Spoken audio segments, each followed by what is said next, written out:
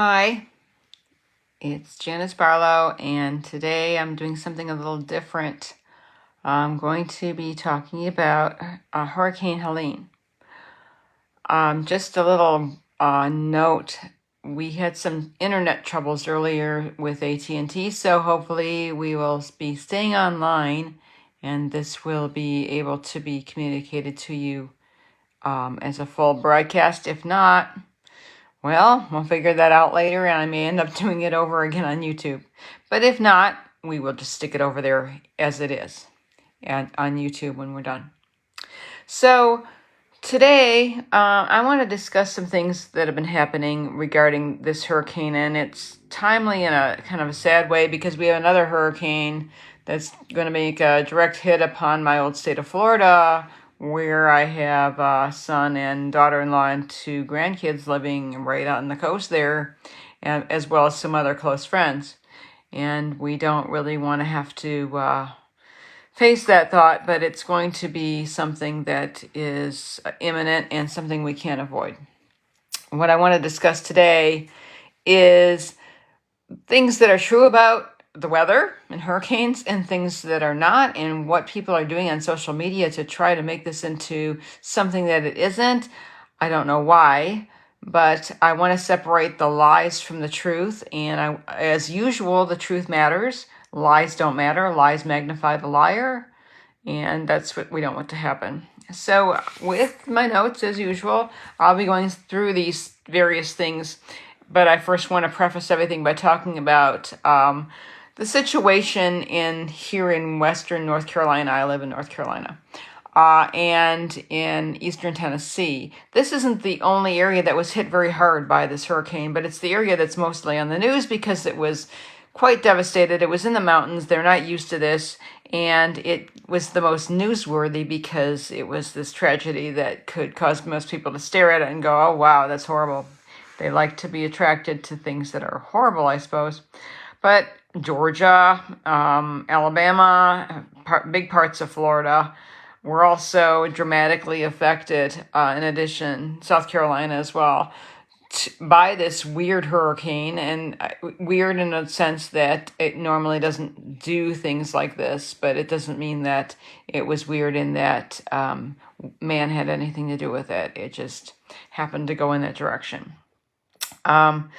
Things happened that shouldn't have happened. Most people in the mountains didn't have flood insurance because they are not used to having floods unless they live right on a river. About 2% of all the population in that area only had flood insurance. So they're really stuck and they're dependent on other sources to help them get out from under. Places that they lived, in fact, they can't even rebuild because what used to be dry land is now part of a river or part of a lake because the whole topography shifted when this hurricane hit and the floodings hit and the waters rushed down from the mountains and carved out new ravines and crevices and lakes and such and dried up old areas. So it's really unusual in that regard, and it's going to be very hard for them to reclaim what they call their property. And it is their property, and no one's going to take it from them, but there's going to have to be some sort of replotting of what they own, and they do own this, and nobody can take it from them, regardless of what you hear. People are hungry for this information. For some reason, people would like bad information. They want to hear bad things happening to people. And then they say, oh, I'm so glad it didn't happen to me. But then you turn around and it could. We've been hearing horrible things happening around the world for years. Tsunamis, earthquakes, mudslides in China, tremendous floods in the Philippines and other places. And we keep thinking we're immune from this, and we're not. We're part of the globe. Perhaps we had what we'd think of as God's hand of protection upon us. Maybe he's removed that, and for good reason. If you look at what's been going on in our country, it's amazing that he didn't do this sooner. Perhaps it's just the weather. I'm not going to make that call. It's just what it is, and it's happening, and there's no doubt it will continue. The weather ebbs and flows. The weather's bad, the weather's good, and human beings happen to be living in a time right now where we're experiencing some tragedy. It's not that this never happened before. Back before there were heavy populations in cities along the coast, there were bad weather events then too. We just didn't record them. We didn't know about them. The Native Americans may have had some sense of what was going on and ran inland, or maybe they didn't and they died by the thousands. I don't know. But these things happen throughout history. They're not new. This isn't like something that's all of a sudden happening on planet Earth. It comes and it goes, and that's called the weather. We should always pray. We should pray for the people that are under these circumstances. We should pray for the people in Florida that are facing these circumstances. But once they hit, your prayers aren't going to do a whole lot. You need to help. And if you have any financial ability to help, I would highly encourage you to do so, because what if it were you in this situation with nothing but a shirt on your back and you don't know where your next meal is going to come from and your house is gone? Why would you... What would you think of somebody giving, $300 or $400 or $500 to their grandchild, each grandchild every Christmas, when at this particular Christmas, they could be giving at least half of that money toward efforts to help people who need, or are in desperate need, and explain to your grandchildren, this is what we're doing this year, because we're helping people, and that's what we're here for, to help others. There's an organization that I'm going to unashamedly support here right for you now, called Hearts with Hands, and they are actually based in Asheville, but they help with disaster relief around the country. They go wherever it's needed. Any tornado, hurricane, major disaster event, they go and they set up to support people with hot meals, clothing, food, and supplies. Well, this just happened to be in their own backyard for the first time since I remember. And now they are still there helping people, but they need support. So if you Google Hearts with Hands, you will see a Christian organization that also gives the gospel message to people, as well as supply them with the needs that they need. But they are not pushy in that respect. They're there for this disaster relief. That's their primary need. It's a goal that they supply. They just happen to be a Christian organization as well. So if you don't know where to give, Hearts with Hands is a great organization. Almost all the money that you give goes directly to the relief. And there's no big organization that it filters through that these big board members have to be paid. There isn't. There's just a small structure, and the rest gets to go to the people. We may feel safe and isolated from these events, but as you can see, Florida's going to get hit. I'm really kind of worried about that. Worrying isn't going to help. I'm just going to try and I will pray, and then I will do what I can after the fact. I'm hoping that the cold front that's also going to be coming into play will shear the hurricane down to a lower category and steer it away from Florida as much as possible. Because that's a possibility. We saw it happen with Hurricane Charlie years ago, where it was supposed to hit really strong head-on in Tampa Bay, and it went all the way down to Port Charlotte, and it was much smaller. So things can happen. But people in the mountains were not prepared for what happened. And they shouldn't have been prepared, because this was not expected. This came out of nowhere, and they knew they were going to get hit with something. They've had floods in the past. They're used to floods, but nothing like this. This flood, the watermarks were like twice as high or even higher than they had been in past floods. And there should be no political take on this. This isn't political. These are people that are hurting. This is a weather event. It's not political. So you shouldn't want lies and exaggerations to be all over social media and permeating what you believe and trying to convince you of a confirmation bias that, oh, I can't stand this politician, so I'm just going to hate this organization, and that I'm just going to go ahead and agree and claim that they're not doing anything without you really even knowing, without you doing any research. You're going to be lazy and believe memes and these colored background one sentence quotes that people are saying that we're going to go through some of. So I challenge you, before I get into this, I'm going to go right into it. If I say something to you that I say is a lie or a half-truth, and you say, oh no, that's totally true, you're wrong, it's totally true, I challenge you to show me that it's true with credible sources. Credible facts and information, not some dude on Twitter or a reel or TikTok. I want to see credible information. And then we can go from there, and I'll admit I'm wrong if you got the facts to prove that I'm wrong. Not from something that says, I know a guy that knows a guy in law enforcement that knew another guy that was here at this place that knew this. Who? Where? What did he see? I don't play telephone tag. I want to know. I want to know the facts. And you should too. You shouldn't want to believe rumors. Rumors are gossip. Gossip's not good. You should know that too. So let's get into this. First, I mentioned that this is not a man-made event. It's weather. Global warming global warming happens on and off throughout the history of the world. Before man was on world, global warming and cooling happened. We had an ice age. We had warming. It happens. Disasters happen when the earth warmed. I'm sure there were glaciers sliding around, mudslides, and things happened. So there have been devastating floods, tornadoes, earthquakes, mudslides, fires, and back when we couldn't track hurricanes, they still happened.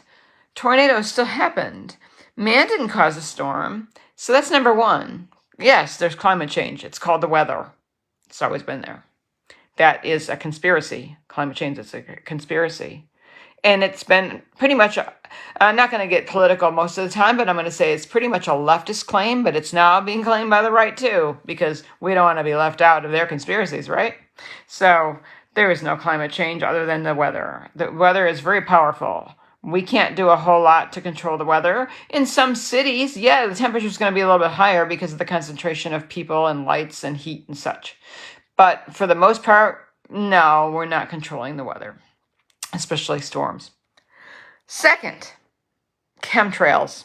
And I've been hearing more and more about geoengineering, which is the underlying current word for chemtrails, but it's just chemtrails. Chemtrails are chemicals dumped from jetliners or military craft onto the unwitting, unknowing population so that it will harm us. So I have lots of questions about that. Like, why wouldn't it harm the people who are doing it, but only us?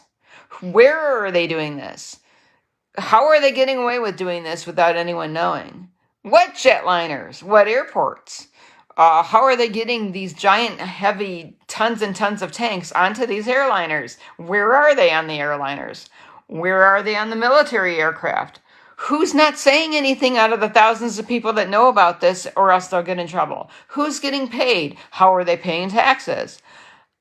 Who are they? What are their names? Chemtrails are just a conspiracy. There is geoengineering, and for different reasons than what we think of as nefarious. And it's for beneficial reasons, and they're not putting harmful chemicals in the air to kill you, to lower the population. And that's generally the reason for it. But the reason it's used in conjunction with storms is that they're saying that with geoengineering, they are seeding these cloud formations to turn them into hurricanes, so they will go into specific areas and just cause massive devastations and kill people. Why? Why would they do this? Is it to kill off certain parties so they won't vote for the candidate that they don't want in there? I can't figure out why they would even bother doing this. It's a big risk. It's very expensive. It's very stupid. So chemtrails are people that are the same types of people, not always the same people, but the same types of people who believe the earth is flat, that man never walked on the moon, that NASA isn't real, that aliens walk among us. And I'm not talking about from foreign countries. I'm talking about from outer space. So chemtrails. You need to prove it to me. You need to show me that it's actually happened in the past. I'm still going to question it because I need all the details. I don't need to say here, somebody showed me this and somebody said this and this and this and this. Somebody who's been in the military a long time isn't necessarily an expert. Where's their chemistry background? How do they know what chemicals work to do something? I'm going to sigh a lot during this. Okay. Last, it gets even worse. These things ramp up in terms of conspiracy.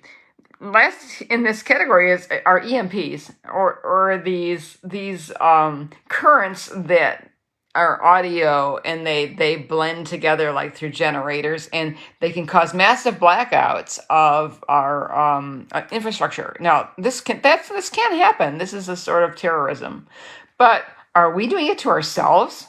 Did we cause an EMP to happen within Helene and then steer it, which has never really been proven that you can steer an EMP, to occur in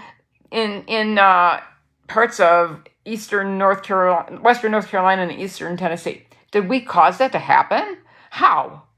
And why, if EMPs destroy entire electrical grids, did part of it survive? Much of Asheville never lost power. Much of Candler, North Carolina, never lost power. How did they survive and other parts right next to it didn't? The same grid. So also with EMPs, people drop dead just like this. It's a flash, and it wipes things out, including humans. So how come all these humans didn't suddenly drop dead and lay in the streets by the thousands? That didn't happen. So EMPs are just EMPs in people's heads. They made it up. The concept exists. They're not using it in hurricanes. Prove it. Show me. Where? How? Who? Show me it's been done. So that was a man-made thing. Now, next we move on. Helene and Katrina are being compared all over the place on Facebook. Maybe Twitter too. I don't look at Twitter too much because it drives me crazy. X. But Helene and Katrina were two completely different types of hurricanes. Katrina developed in the Gulf of Mexico and just sat as a Hurricane 5, 175-mile-an-hour winds before it hit, off the coast, just basically wiping out Biloxi and areas surrounding that area because it whipped it with tremendous winds and currents and flooding. Didn't make landfall yet. But with that kind of power, I mean, look at what Helene did. Going up the coast 200 miles from Tampa, still flooded out Tampa Bay. This was much closer. That's why Katrina caused such damage. Then when it did finally hit, it was a Cat 3. Very tight eye of a hurricane. Much tighter than Helene. And it did a lot of damage because that land in New Orleans, especially, and parts of Mississippi, was below sea level. Or at sea level. So it was very easy to cause that kind of destruction. 1,392 people died because of Katrina. They weren't prepared. It wasn't the government that didn't prepare them. The government warned them. The government told the mayor of Louisiana, of New Orleans, get your people out of there. Get your people on buses. Do something. Get them out of there. They warned them. The mayor listened? No, the mayor was a total nutcase. He didn't listen. So people died as a result. And Katrina was a hurricane that kind of stayed focused in that area. It didn't really go places. Helene went places. It went right up the Gulf. It went right through the arm of the bend that they call it, Big Bend in Florida there, through Cedar Key, and just kept going north until it got into western North Carolina, eastern Tennessee, and caused all that damage all the way up through Georgia and South Carolina, parts of Alabama. So it caused a trail of damage. A totally different type of hurricane. Major flooding, less winds. Can't compare them. Size-wise, about not that much different. They were about the same width across. But Katrina was one type of storm, and Helene was a different. Helene looks much bigger on radar images, but that's because it was dragging behind it this front that wasn't really connected to it at all and actually went off in a different direction anyway. So you can't go by the size based on radar. So stop comparing things that aren't to be compared. They're both equally bad. Katrina had the biggest storm surges in history still, in written hurricane history. Bigger storm surges than Helene. But Helene was very damaging. We're still waiting for Helene to have more than 1,000 declared dead. Now, some people out there, and I'll get to this soon, are saying that, there's going to be over 10,000 dead from Helene. You just wait and see. And one woman even said to me, there's over 1 million out there dead. Well, that's Gen Z math because she's a Gen Z, and that's Common Core telling you. There's a big difference between 1,000,000 and 10,000 and 1,000, but some people don't understand all those zeros. So you have a situation that's still active now. They're still finding people who aren't alive. We don't know how many there are to go, but we know there's approximately 300 that have been found so far that have died, unfortunately. And there will be more. And they're buried in mud. And they're buried in swampy water and streams and such. And they will be found eventually, but it may take a long, long time. So they kind of are going to have to do estimates on some of this. But we can't exaggerate deaths. Why? Why would you do that? Why do people like to exaggerate dead people? Why do people like to talk about, during Noah's Ark, only 8 people were saved and God killed off everybody else, all those millions of people. He killed them. He was just so mad. Well, he gave them 100 years to come around. And I'm not going to go in that direction right now, but people like death. And they like to hear other people died. They don't want to hear people die that they love.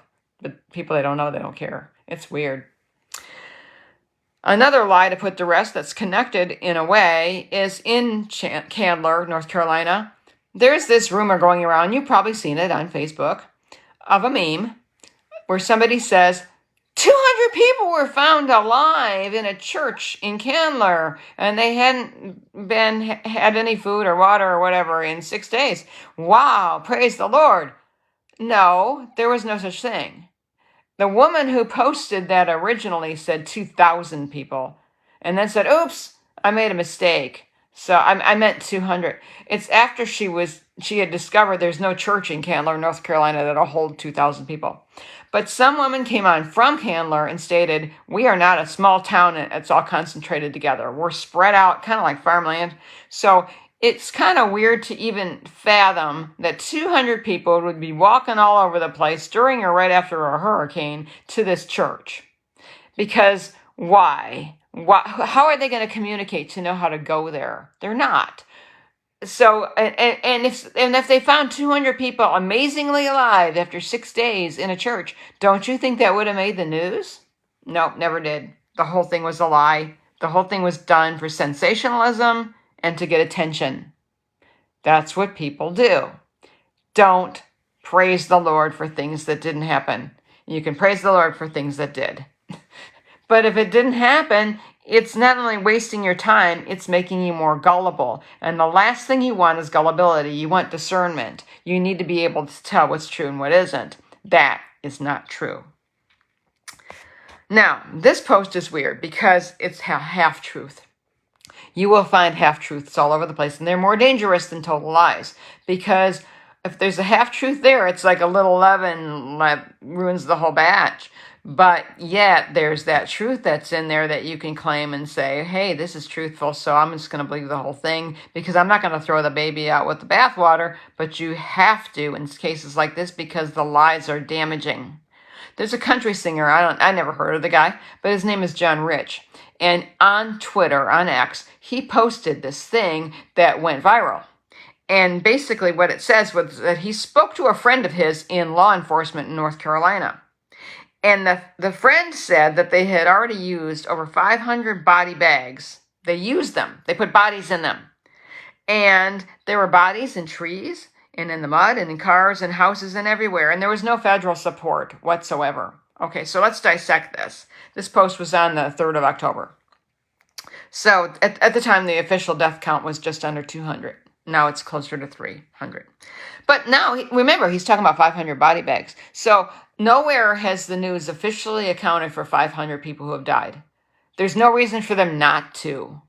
They would have stated, we have now added 500 more people to the death toll.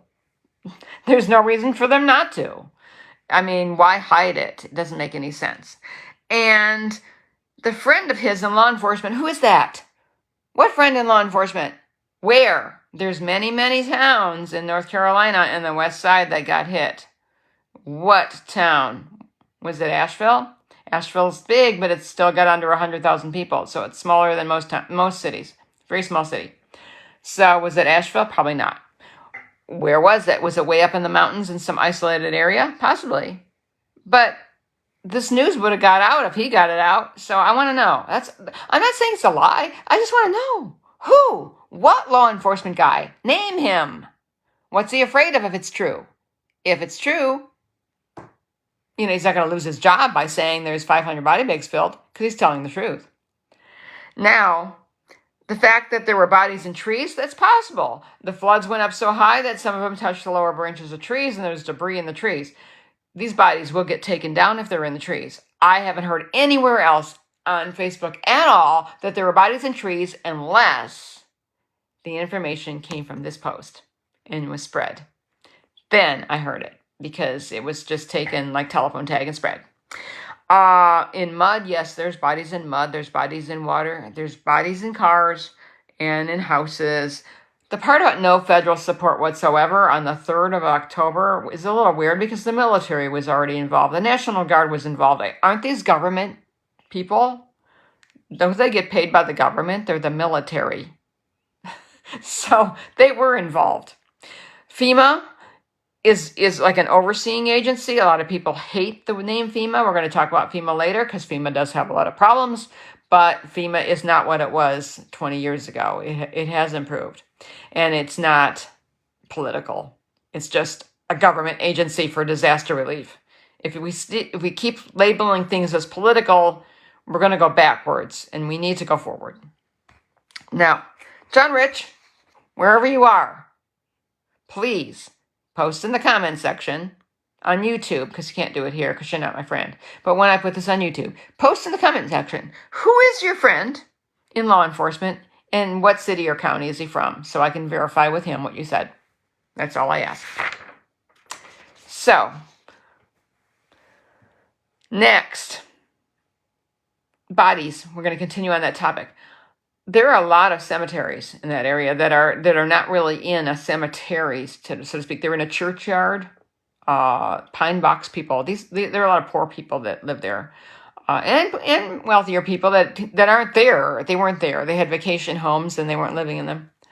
But the poor people are buried in these plots, or they're buried on family property in pine boxes. Pine boxes are going to fall apart, and metal was twisted and split and bent in this water. Waters are very strong, so pine boxes fell apart. A body, if it's not that old, is not going to decompose to nothing. So it could look like it wasn't, like it was freshly dead. I'm sorry to talk like this, but it's true. So if you come across one and it's all muddy and you see a foot, maybe, you'll think, oh, there's a dead body. It may have been somebody that died that got washed up from a graveyard. We don't know. These things have to be separated out. And the only way to do that is for the search and rescue efforts to get them to forensic labs and to figure out who they are with dental records and things like this. We can't do it. There was a woman who said that within a 6-mile line, there were possibly 100 bodies that were marked by an agency. So they couldn't see any of them. None of them. They were all underwater. But they could tell by the smell. It was a decaying smell. How do we know that they were all human? Couldn't some of them have been maybe a bear or a deer? Let's not assume. Assuming is a bad thing. I'm hoping they weren't all human. But to make it sound like they were, it makes it absolute worst. So until we know for sure, we will say it's possible, but it's possible that they were also partly, at least, animals. So the 10,000 number figure is something we can't even approach yet. We're not even at 1,000 yet. 9,000 more people is a lot of people. It's 10% of the population of Asheville alone. So I would really appreciate it if you thought with your minds and not your hearts, and not have your heartstrings tugged like they're going to be in a minute, and start thinking like a rational human being about this, about these people. Because in the end, if you're wrong, you're going to want to brush it under the carpet and not want to remember what you thought. You've got to leave yourself an open mind. So the next thing is something that was designed to pull at your heartstrings, and these are these silly AI images into artificial intelligence. And you've probably all seen the one about the little girl holding the puppy and crying in the boat. It's fake. There is no little girl that looks like that. There's no puppy. And there's more than one image of the same little girl and a different dog, and she's wearing a different life jacket. But it's the same face. So it's done to get you to have sympathy, and underneath is a prayer. And I've seen the prayer on actual images with real people or real devastation, and that's fine. But to put it on something fake makes people pray for somebody who doesn't exist, which is odd. I know people that have created Facebook accounts of people who didn't exist and had children die of these people who didn't exist, and then people brought them up in their churches. Oh, please pray for so-and-so and so-and-so because they had children who died of weird diseases, and none of it ever happened. It was just made up on Facebook to get attention because somebody needed attention. So these AI images, the AI has its place. AI, I think, is a dumbing down of art, just like autofocus is a dumbing down of photography. Computers have a purpose, but calculators are a dumbing down of math. Unless you know how to do the math without the calculator, you better, because if they break and you're going in to order yourself a fast food meal and the girl doesn't know how to give you change because her cash register isn't working right, it's dumbing down of America. Your brain is not working properly. So AI causes your brain not to work properly because you start believing things that aren't real. Sally Struthers on TV crying. Look at the puppy. Look at the puppy. Please give $1 a week to support this poor puppy. I'll give you a t-shirt. It's the same thing. It's the same. It's not AI, but it's asking you to do something because it wants you to feel, get all emotional and cry about the poor puppy that looks so sad. And maybe they probably put fake tears on the puppy before they film it. These things, they happen all the time. So there's another one, another AI of Donald Trump walking around in the swamp water with some other guy, and he's got a life jacket on, and he's standing there, and it's obviously not him, and people are making all these wonderful comments about what he's doing. Well, where's the Secret Service? They're not there. Of all times he needs to be protected, it's now. People will be shooting at him. And then his hand, it's like he's got these 2 fingers and a thumb, and there's nothing else on his right hand. It's just not there. So either he has a really deformed right hand all of a sudden, or that's not Donald Trump, and we know it's not him. The third one is Elon Musk, and he's standing out in some stream playing with a calculator or something, trying to look all official, and obviously it's not him either.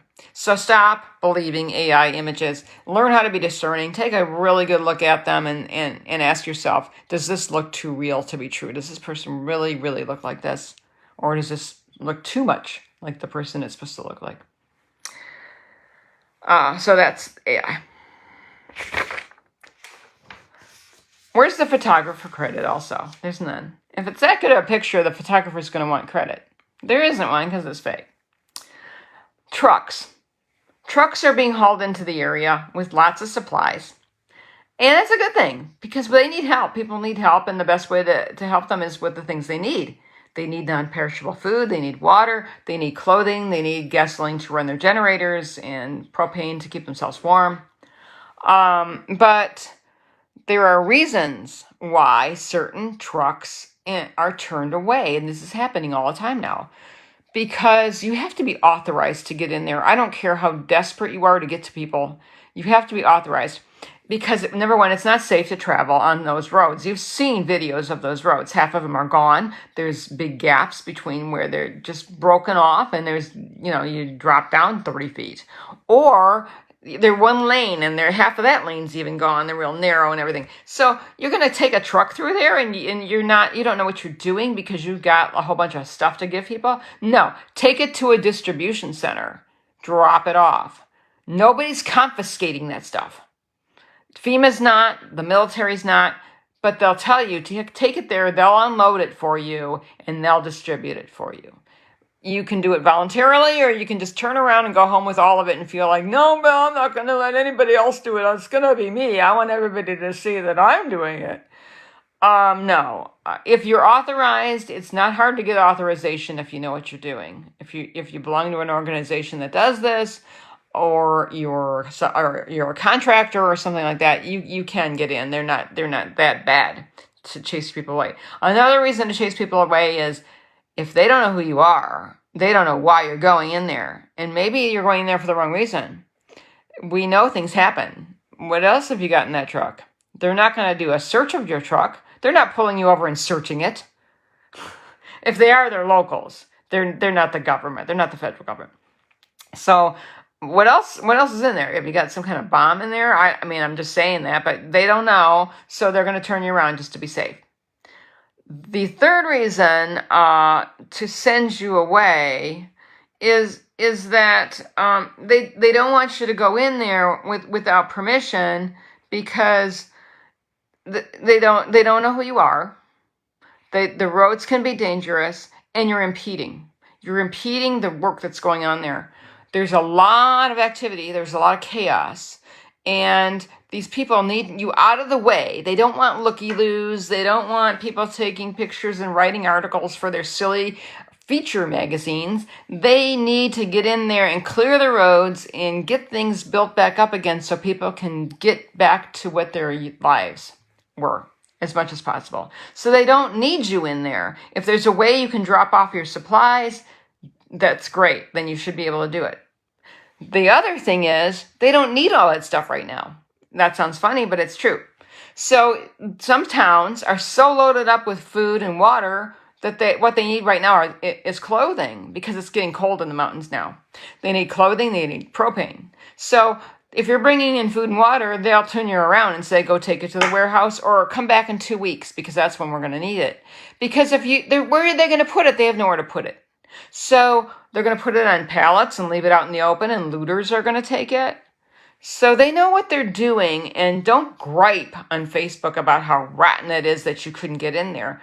These people are used to disaster relief, and they want things to run smoothly, and they don't want things to go wrong, and they don't want things to get in the wrong hands, and they don't want anybody to get hurt. So these are the reasons why the vehicles are done that way. If you know of anybody who had their stuff confiscated without their permission, that their truck was taken somewhere nefariously and unloaded by people, government operatives or whatever, and taken without permission, and they were told to go home, I want to know about it. I want to know who the driver was, what the company was they were driving for, or if they were on their own, and what town they were coming from, and where they were going, and where this happened. And I want to be able to see it. Not so-and-so's friend's uncle, sister's brother's cousin was doing this, and this happened to him. No, that's gossip again and telephone tag crap. We don't need it. You should be above that. You're an adult. But you're not if you're playing this game and you're arguing with me on Facebook. And I've argued with one particular guy for 2 days now, and I've given up on him because it's just not getting anywhere. Okay, next. Chimney Rock. I've been to Chimney Rock. I've stood at the top. I've stood up to the flag. I've looked down in the valley. It's beautiful. It used to be. The village is gone. Totally. There were only like 45 residents there year-round. It was mainly a vacation spot with little bed and breakfast hotels and such. But the goal there was to clear out the road, the main road, and to get into the areas to make sure that there was nobody in there and that they could, have a smooth way in and out, and there was no dangerous stuff, that could hurt anyone. People were saying that the government was going to bulldoze over Chimney Rock and bury all the bodies with it that were there. Total lie. I will say right out, that's a total lie for a number of reasons. Number one, there were no bodies in Chimney Rock, not a single one. Secondly, the bulldozers were only on the main street to clear it. They were getting out all the sand and the muck and everything and getting it down to the bare bones so it could be a road again. They interviewed guys that were talking about this who were actually angry at the conspiracies. And they said, there's no dead bodies here. We know where there have been dead bodies, but there's no dead bodies in Chimney Rock. There was one dead body pulled out of Lake Lure. Lake Lure is very large. It's a very wealthy area. A lot of people have vacation homes there. Some people live there year-round. It's basically devastated. Homes are just broken down to sticks and rubble there. Beautiful neighborhoods. But there was only one body so far found, and they're still looking, but the cadaver dog's nothing. They're not finding any bodies there. So the rumors about Lake Lure, too, are wrong. One body. So people need to stop believing this stuff. They need to stop posting it. And they did find a dead horse, by the way, in Chimney Rock. So it's just sad. I'm just so sad. I can't believe people waste their time making this stuff up. Here's the mind blower. I saved it for the last part of this. Longshoremen strike. People are claiming, and I've got the screenshot if you want me to send it to you later. I'm not showing you any of this stuff on here now because it just wastes more time. The longshoremen strike ended temporarily because government operatives needed these longshoremen on the side so they could go into these affected, devastated areas and kidnap people and stick them in barrels and shipping containers so that they could be sent to the longshoremen to be shipped away for sex trafficking purposes. I've seen people saying this is true. Now, these are the same people who believe that people in Hollywood are killing babies and eating adrenochrome. I thought all the QAnon people left or they got that stuff removed from their brain somehow, but somehow it's still there. So no, there's nobody being kidnapped and sold into sex trafficking because of the disaster. And the longshoremen strike did not end so that they could participate in this activity. Why people believe, and what really gets me is not just that people say this stuff, but that people put likes on it and say, yeah, you're right, and then they add more stuff to it.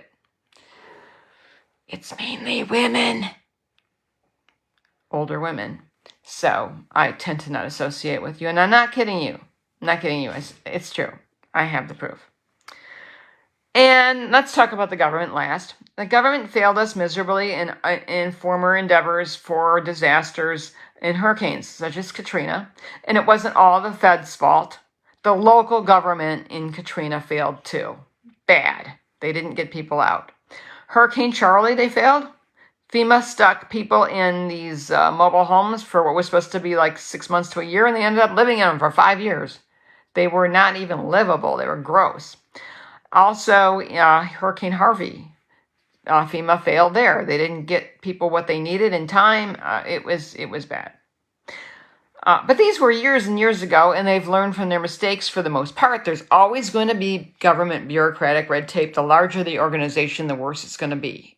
That's why I like local and state government more, because it's more hands-on. But at least FEMA had their act together a little better this time. They were ahead of the game. They coordinated with the military this time, and they brought in the National Guard. They brought in electrical workers and linemen to coordinate with what was needed where first, and they even brought in the police forces from Canada, which was great, to speed up efforts. The efforts were mainly to get power back and water back, and they're still working on this. Mainly water. Some areas are so devastated, water won't be back for a month. And that's not anyone's fault except for the fact that it's so devastated that they basically have to build water plants from scratch. FEMA released a statement to quell the out-of-control rumors about them. And one of the biggest ones was that the government had taken money from FEMA to pay for all these illegals and stuff that the illegals were getting. Now, the illegals are getting stuff. I won't deny that. $1.6 billion has been spent so the illegals can get all these freebies, including places to live. That didn't come from FEMA. That came from the general fund that keeps going deeper and deeper and deeper in debt, and that they keep printing money for, and that your taxes keep paying for. And that a certain woman who's running for president wants to raise your taxes to pay for the illegals. Okay, the undocumented citizen. But it did not impede what FEMA could do. It always could do what it was going to be able to do.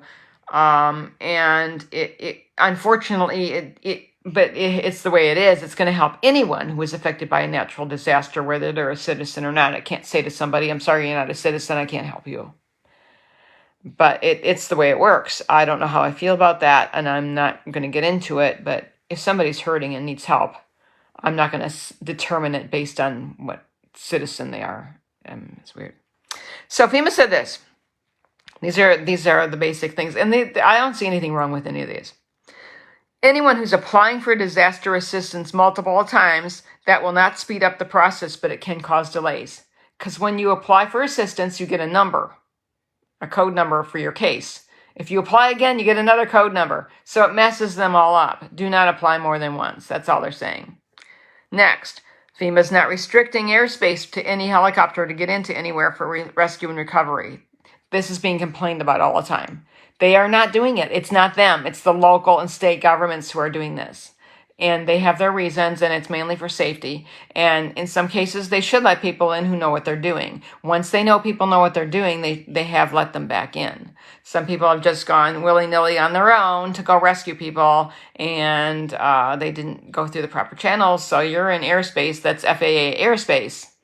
And FEMA doesn't have anything to do with that. They're not connected with airspace. FEMA does not distribute aid based on demographics. They don't care who you are, what color you are, how much money you make. They distribute money based on the damages that were made in the storm. That's it, period. FEMA has not and is not confiscating property of survivors. If your house is condemned or your property is condemned, they will tell you your house is not livable, you can't go there and live in it, it's too dangerous. But they're not going to take it away from you. That's still your property. You still own it, whatever it's worth. You still own it. FEMA is still accepting applications for housing assistance, and it will continue to do so as long as there are affected victims. It's not going to stop. FEMA has enough money to do this. It has enough money for immediate responses and continuing recovery needs. FEMA does not accept cash or donations from anyone. It recommends that people volunteer with credible agencies and donates to credible and reputable agencies for disaster relief and does not get scammed. No money was diverted from FEMA for border-related or international issues. None. FEMA has not taken any money or turned away any trucks or donations or seized any of their contents. And they say, you know, if anyone is saying this, that FEMA has done this, please report them, because they're telling a lie about the agency. FEMA gives $750 per family right now as an immediate upfront amount. It's not much money, but it's just until their application can be processed.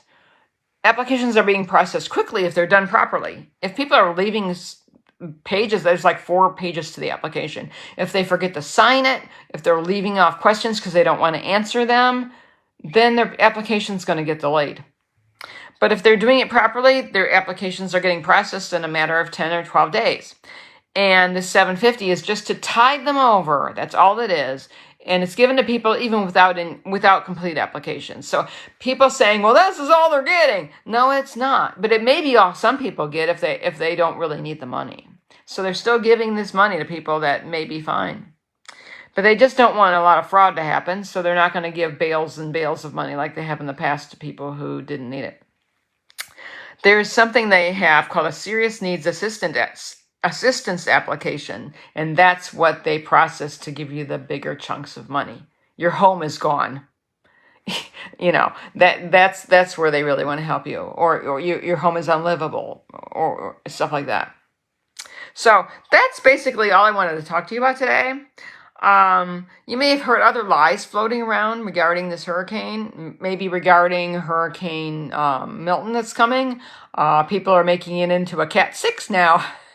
By the time it hits Florida, I'm really praying that it's down to a Cat 3 because of this wind shear that's coming in from the system that's above it. It's a front, it's a cold front.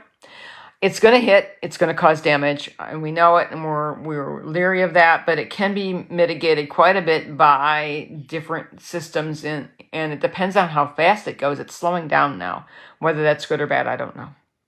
But we can't be speculating that this is going to happen, and this is going to happen, and oh my gosh. Because it just makes things worse. It makes people worry, makes people panic, and if you thrive on panic, keep it to yourself.